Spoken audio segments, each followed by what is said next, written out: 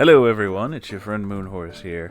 I've been asked to read a classic, a real classic. Ladies and gentlemen, this is the story of North. Maybe slightly off topic, but if you're willing to hear it, I have a story about someone who pretty much ruined their life because of stupid shit they did in the name of being a furry. Alright, so this took place in high school. It may take a bit of time to recollect and type up everything. And first time green texting. Here's the first part. When I met North, not his real name, and I don't remember if it was persona name, but both were equally as stupid. Being sophomore year of high school. Friends know I'm a furry and remarkably are cool with it. Other people are cool with it too, since I treated it like being a fan of Thundercats and shows like that. No furry paraphernalia either. Halfway through first semester, new kid comes to school. Super rich family moved to get richer because less property tax and cheaper cost of living. Hear about new kid. I think nothing of it. Suddenly getting made fun of for being a furry. Whatever. Escalates over the next few weeks and start wonder what the fuck is happening. After a month, Pasty McLardass seeks me out and introduces himself by his furry name. North. Just nod him off and go back to doing my own thing with my friends. Eventually he leaves. Kell loves... who loves orange soda. You can't say Kell without saying that. A friend of mine tells me about him after North soon bumbles off. Apparently when he mentioned he was a furry to play off some shitty sympathy cards, people got curious and were actually interested, since I did show some people some badass stuff like werewolves and shit. Apparently pulled out Neko ears and a foxtail from his bag, pulled them on, and started using shitty furry slang. God fucking damn it. Now, as for one reason I made furry stuff cool with my friends, I made a homebrew D&D where it's pretty much new Thundercats, except Mumra doesn't exist, and humanity was what kind of created these human-animal hybrids during a large-ass war before killing each other off or escaping into dimensional pockets outside of time. Russian dinosaur cloning, fuck yeah. We held the campaign during lunch, study hall. Clever schedule manipulation at the start of the year allowed everyone to be together for it. And on Fridays at my place. This is how North became a tumor to us. Lunch period on a snowy day, cramped inside because fuck getting cold. In class next to library, approving new character sheets with my closest friends for a continuation of our campaign that takes place 100 years after Spell Plague. How magic worked is that it came suddenly as a mutation over time. 3 different types of magic with wizardry, battle magic, and mana magic. Best friend, Panda Man. Dude loves pandas. Said if he ever were a furry, he'd be one. Rolled up warrior turned battle mage because of sudden influx of magic. Going over finer details when in comes North. We made good progress in avoiding this guy as he became more and more toxic. Though info as to why was like getting cloak and dagger on getting information. Nothing reliable, but nothing to not believe. Oh, hey guys, can I play? Yeah, we're kind of have a full... Slaps his shit on the table and pulls out a binder of shitty drawings and half anime, half potato style. Points to a shitty drawing of a blue and white wolf with a rainbow tail. I want to be my persona.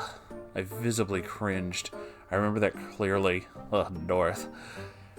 I frown and look over it as I shake my head. You can't. He doesn't fit in. Blue fur like that wouldn't be natural, especially the rainbow tail. There's no evolutionary... Got cut off by a rant about how there's magic in this game and he can do whatever the butt fuck he wants. Not wanting to deal with it, I sighed and make up some bullshit about how he dyed himself this color. That gave him a permanent penalty on stealth checks because he's fucking bright blue fur and a rainbow fucking tail. He then goes on to make what noobs do. An ultimate warrior who can do anything, and is the edgy lone wolf persona akin to the coupling of a razor blade factory and an angled ruler. Nothing strong, since he had points everywhere, so he's bound to fail at everything he does. Can't sneak for shit, can't intimidate, can't fight, can't do anything because of his dumbassness. Approve it because I like taking the piss out of newbies. All takes place about half an hour, and we're starting off the game. Party of a Battle Mage Panda, Panda Man, forgot his name, a Roguish Fox, Maxon, Wizardy Owl, Munin, a Luchador, Chupacabra, wasn't expecting that, aptly named Libos, and a Kobold Artificer, Spike. The names also reflect the players, as they will be regulars in this story. The party is leaving, but since North was doing his fucking lone wolf shtick, he was left behind. I followed the party at a distance. Fucking alright. First battle is on shortly after. Party sees North in the distance, because it's like fucking obvious, and they think he's having them do all the work so North can come in and reap the XP at the end. Ain't having this shit. While North is watching for whatever RP drama he's about to do, a rat highwayman had already snuck up on him. At this point, was poised to backstab him. No, I'm stealth right now. Roll. Roll proceeds. He gets a 10. Normally, I'd let that pass. But minus 10 is also the modifier against him for being fucking blue. Yeah, the rat sees you and is very confused as to why there would be a blue on brown and gray ground, and why was this wolf trying so hard to hide. Party just finished up their encounter and turns their attention to watch Wonder Dog in action. North lasted surprisingly long. He managed a saving throw that only took half his health. What hope there was short-lived, and he ended up dying before he could make a worthwhile scratch on the beginner enemy. Suddenly, speccing into dual-wielding for every weapon without any proficiency in any weapons, it's a bad idea. Party wastes one of the few and very valuable res gems I give at the start of a game because of how much they pity him. End of the campaign as the bell to return to class sounds while North is fuming. He'd still return, but this is just the beginning. Now that we have the general stuff down, let's get to know North a bit better. North is possibly Bobby Hill would be if he was like King of the Hill Season 4 Bobby, except with furries, long black hair, and whatnot. Worst part is the dude never showered. It was like he was the embodiment of every negative furry stereotype. We'd give him a real hard time about this, but he'd laugh it off and think we're joking.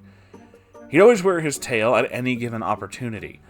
That thing was just as gross and smelly looking as him. Just a stick, dirty rainbow tail. He'd wear the ears too, but he got in trouble more and more as time went on. It was seen as a hat, so he couldn't wear them anymore. Thank goodness for that. It also helped that one of us found it and misplaced it in a dumpster. Just a tidbit before we get back to the main story.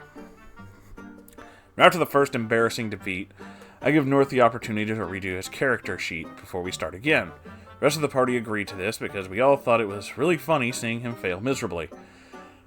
We did not tell him this to his face, of course. Friday, during study hall, same day, pretty much how North found out about our games, he did his work on the new character sheet while we played our DSs and TCGs. North looks fucking proud at the end of this class and hands me the revised character sheet. It's almost the fucking same. Fuck my life, Luigi. The only difference is a huge-ass description in the bio about generic shit of how he's the orphan and other lone wolf bullshit. Had the opportunity of fine-tuning a great character with all my notes and books, as well as a notebook full of the lore that I had on the in-game world. Yeah, pretty much all of it went untouched. Now dual-wielding spec in swords. A step up, but not a spec in swords in basic. Still Mary Sue of warrior who can do anything, but, can't. Still fucking blue. No armor specialization. Fuck it. Right on the notepad attached to my screen to watch him for Mary Sue shenanigans and appropriately punish. Now we change scenes from the school to the card shop. This place is essentially the hive for teens and adults for trading card games, as well as gaming. Not only was it a comic shop, there were 2 back rooms devoted to tabletop TCG gaming, and another for video gaming with time rented out for $5 an hour. So we get to the card shop and set up. Picking up from the campaign, Spike, the party leader, out of terror, pulled from the others through his mechanical magicry and attitude towards anything that would slow his grand plans had demanded the reason why North had jeopardized almost everything and wasted a very valuable resource. The memories. What?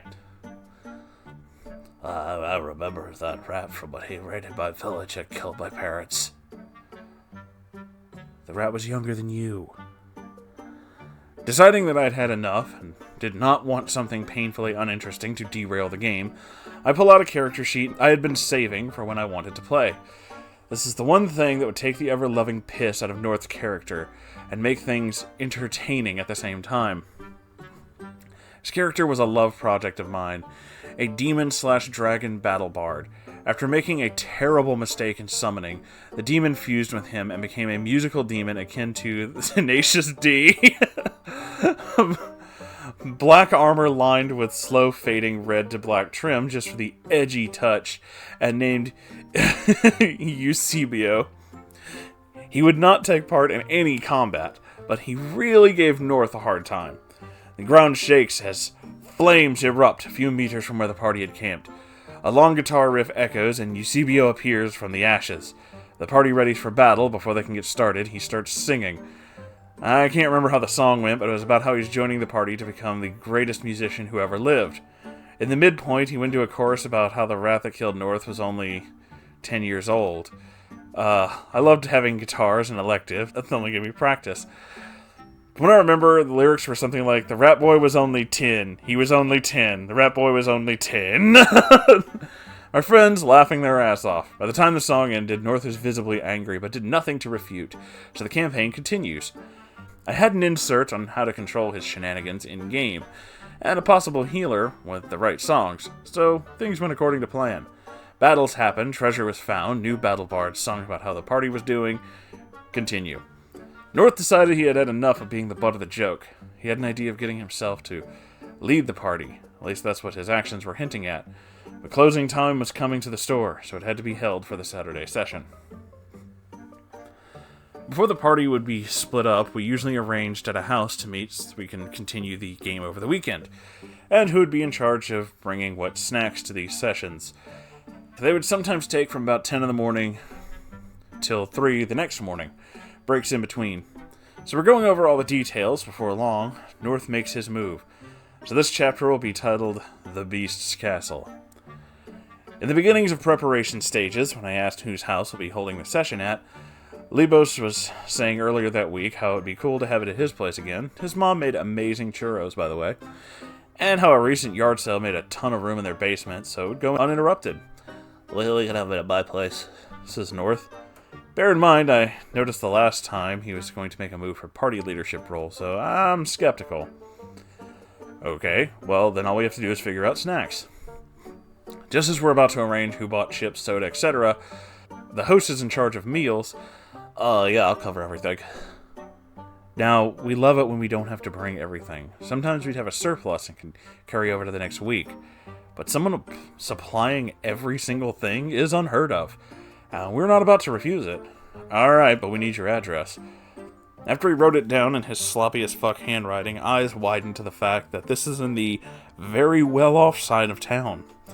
Gated communities and shit. So that night, I had spent in preparation fully on what will be happening next. I have no need to go out and get any food, so I had a good time coming up with the fine-tuning in certain parts of the campaign.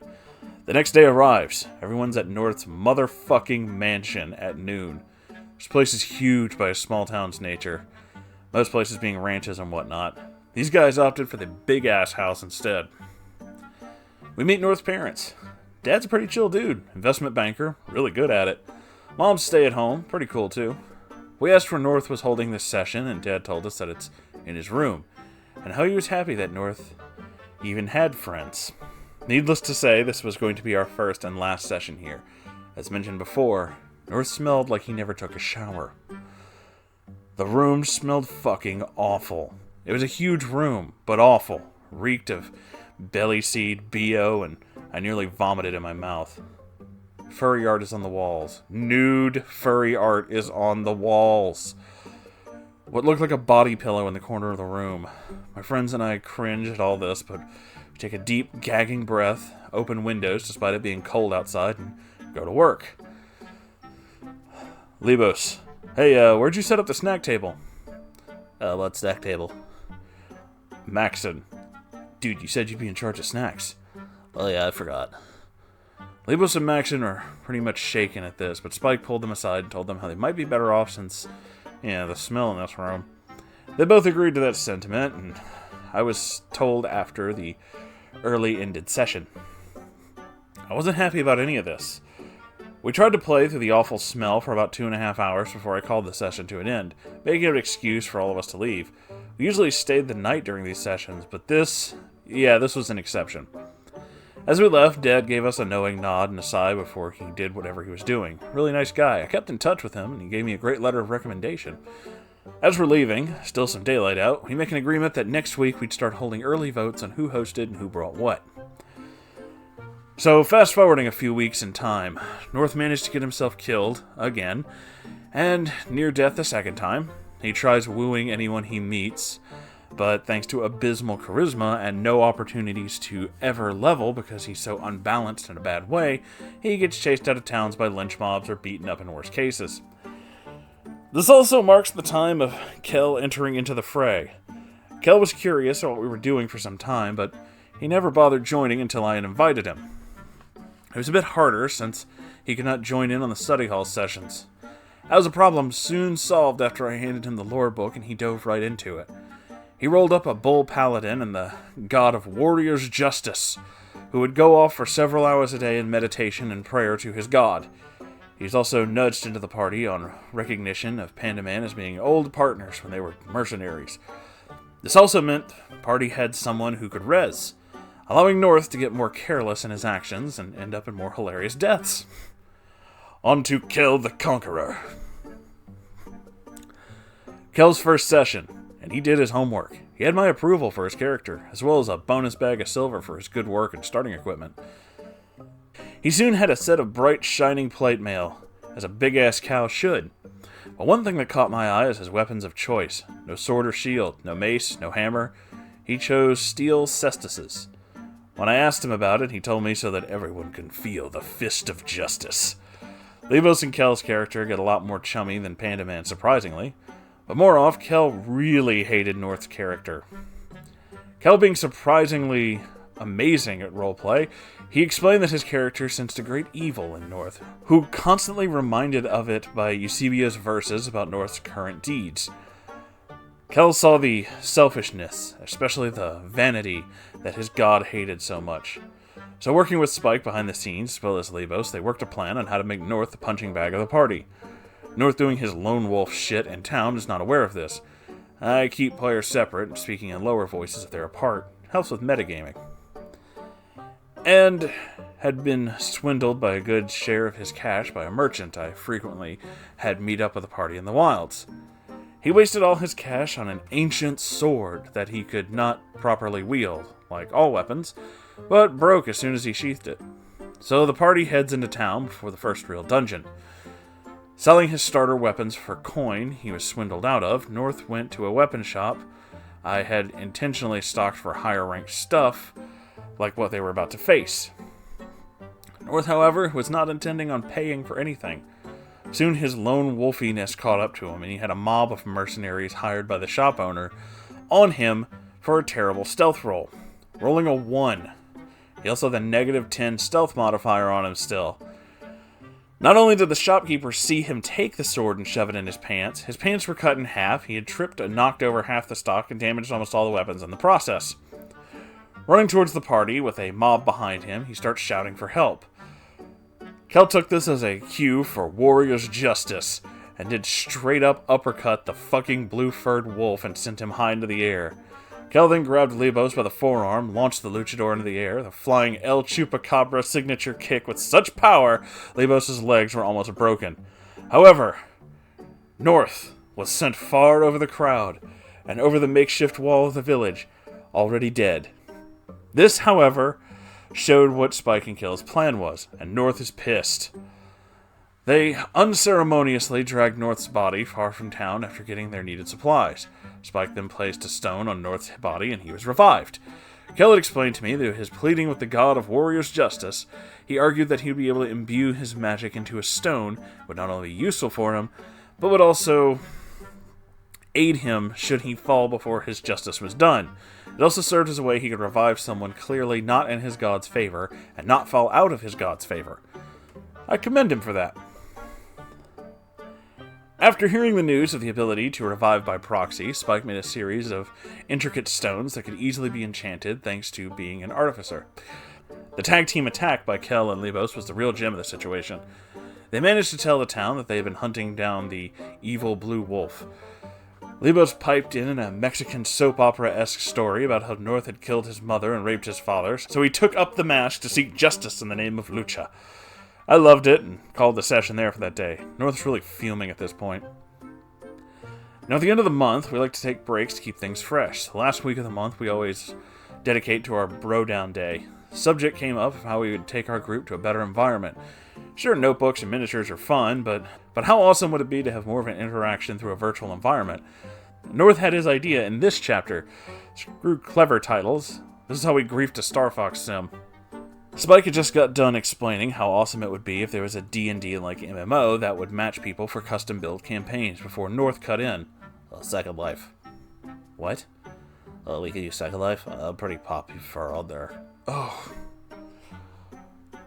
I hate that word. Oh. Truth be told, I did consider using Second Life in the past to hold proxy games, but to buy, let alone rent a sim? Yeah, no friggin' way that'd work on a high school budget. After everyone looked at me while North began digging through his bag for God knows what, I shook my head slowly, and they gave that I get it look. Soon, North had his handy-dandy shitty drawing book out and thumbed through to an obviously traced Fox McCloud picture telling us this is what he looks like and we should join him where he plays Star Fox. I agreed on everyone's behalf to their shock. After study hall was over, we made sure to tell Kell about what happened. And I told them we'd be taking the piss out of North in this. After class and back home, I did my homework on Second Life and how easy it would be to grief. Now this was a time before SL had its fancy no-push function, or even the force time option. We all download SL and message each other's usernames, and then search up North's name and then add him. He soon teleports us, and good God, was this a cringy sight. Again, this was a time before the great-looking avs, and everything was just a jumble of prims, no sculpts or meshes. North, in an early Blue Fox Luskwood avatar, proceeded to flaunt his superiority over us noobs, but he did not know that I had formed a group with my starting 250L, and we were plotting on how to ruin everything for him. We did get a proper welcome by some furries in the sim, and even starter avatars and kits. We told them how we're just placating North, and that we're just planning on raining on his parade, and I am from one of them saying he's in, and then 2 other joined. Turns out, yeah, North is a real douche to everyone there, and he was not banned because he was not technically breaking any rules. It also helped that North had a pocket mod that he was using as a fuck toy. Not interested in type fucking or anything, and my friends are already groaning at the sexual antics that seem to be happening with the North a few paces away. Our plan begins. We're gonna lag bomb this sim. Now back in those days, SL was super easy to grief. Hell, most of the freebie places had the perfect stuff, from cagers to orbiters, anything you would need. The prize we're after is a script that would drive up the sim's lag to ridiculous levels, and one of our conspirators had the script we need. Now how this had to be done was the guy had to go to a sandbox, add that item without notice, because the script was meant to detonate on drop. One guy using the script would make super uncomfortable lag. Maxon had surprisingly come up with a plan. Using her charms, Maxon had procured a sum of L to get a better looking Av. Horny furries are easily manipulated. Soon after, she had officer status in the group for the sim, and invited us as members with build rights. We soon get into position. One in the center of the sim, everyone else in the corner. At noon, things are about to get crunchy. We'd arranged it so that North would be right next to Maxon in the center of the sim, in plain sight of everyone. North was doing his usual and keeping uncomfortably close to Maxon. At the time, all of the stars aligned. Maxon dropped the wooden block containing the script and made it look like the res line had come from North's hand. Everything slows to a crawl, avatars being pushed back to nuke level, only to be knocked in all directions, then soon upwards, in a singularity. We had no idea that this would happen, and remembering that with the music is only more fitting. The sim crashed. Hard. We had to restart our clients, and we were on the Welcome Island.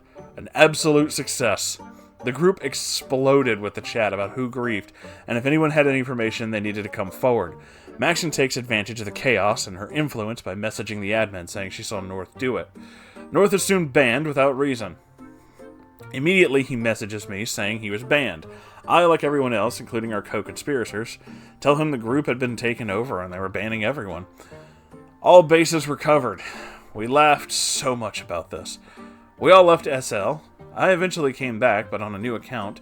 Maxon's still out there to this day, though I don't remember her username. The campaign continues. Now, some of you guys may remember a guy named Munin. He played a wizardly owl. He did not have much of an opportunity to do anything aside from participating in a fight because of North's antics, usually forced a party to leave town too early. Munin's family was also getting ready to move across country. Dad got a better job, so tearful goodbye to a friend of mine. It was the final week before Munin had to go. The week after the lag bomb. Munin prepared his character so that the owl would be residing in the City of Knowledge after the dungeon the party had prepared for, while North got his ass handed to him by Paladin Lucha Libre tag team action.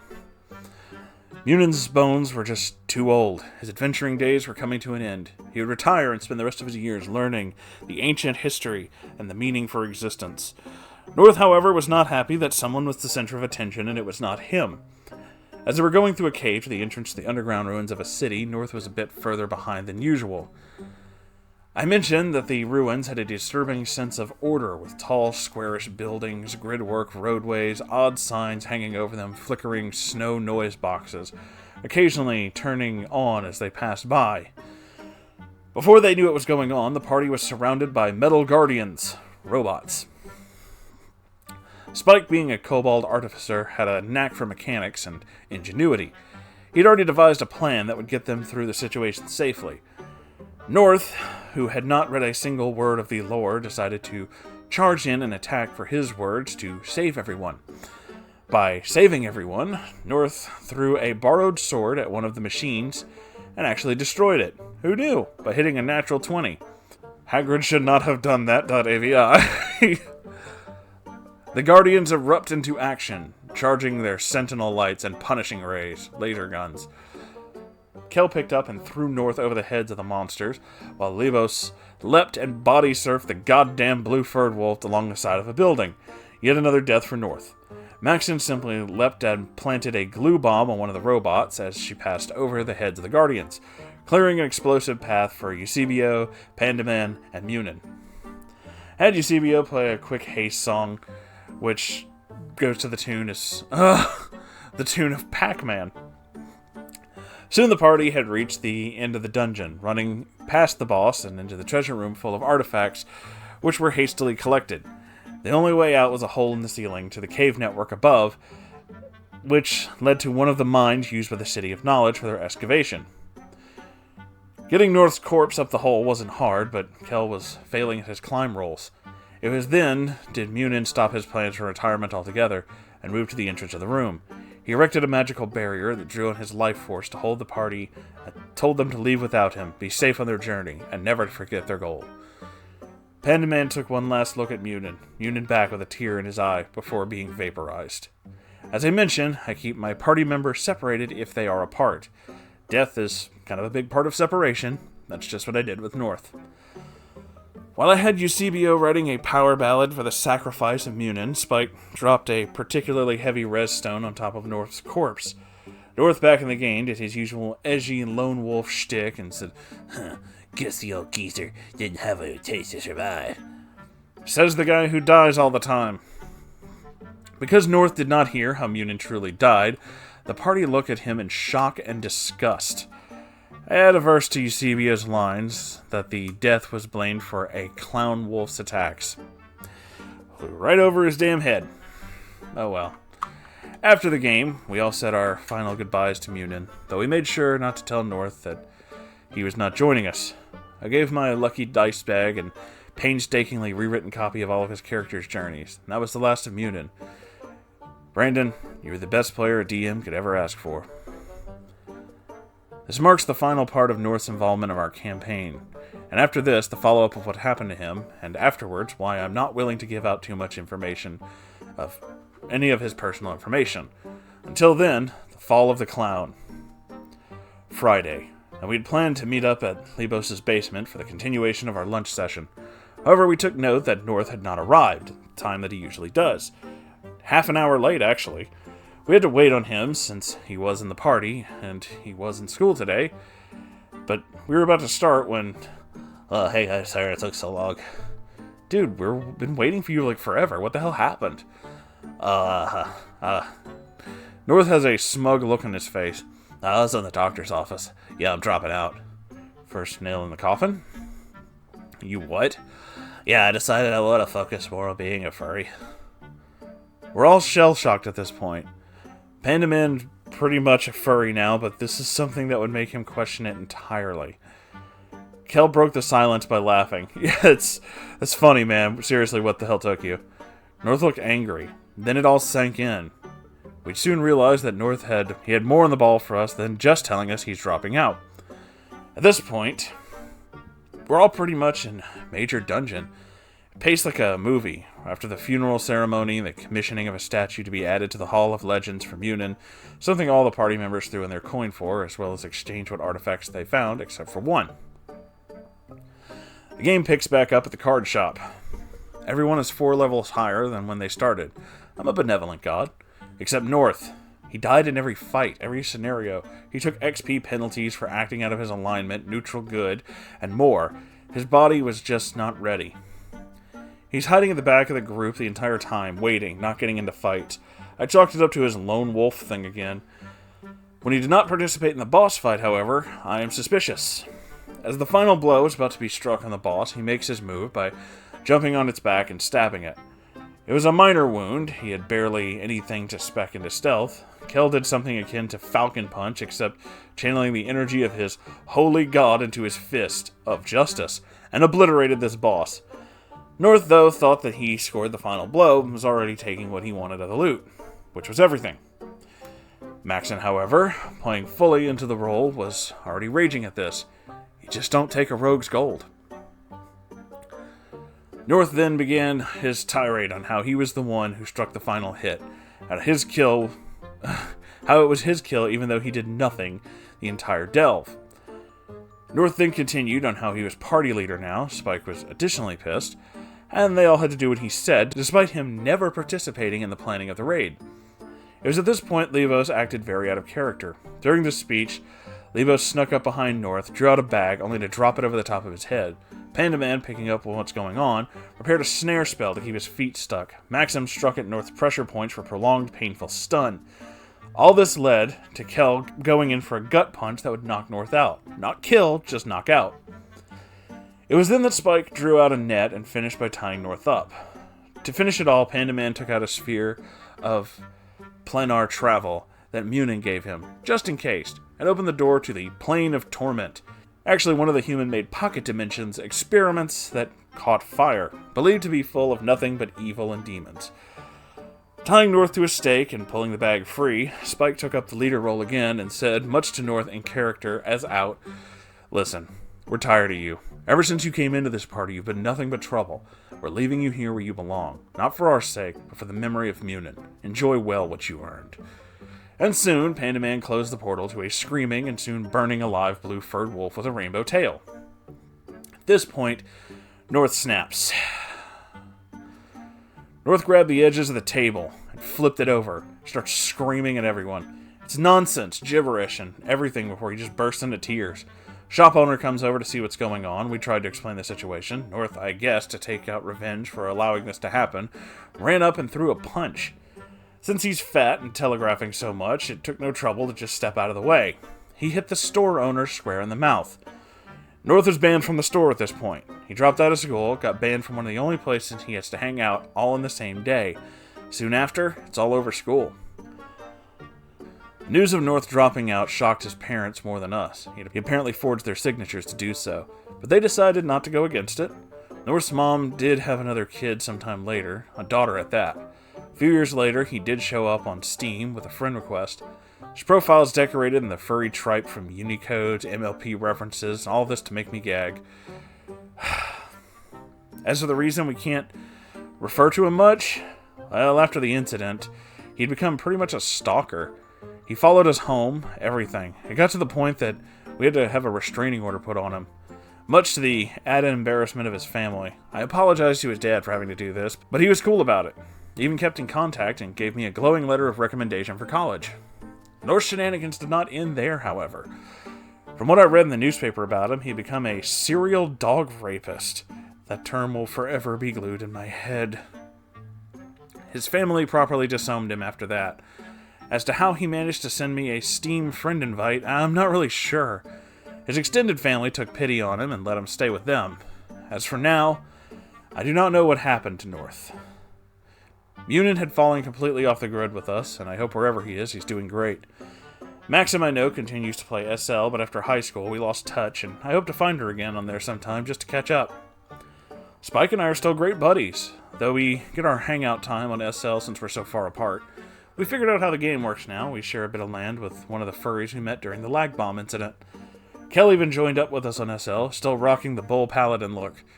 And that is the story of North. That was a hell of a story.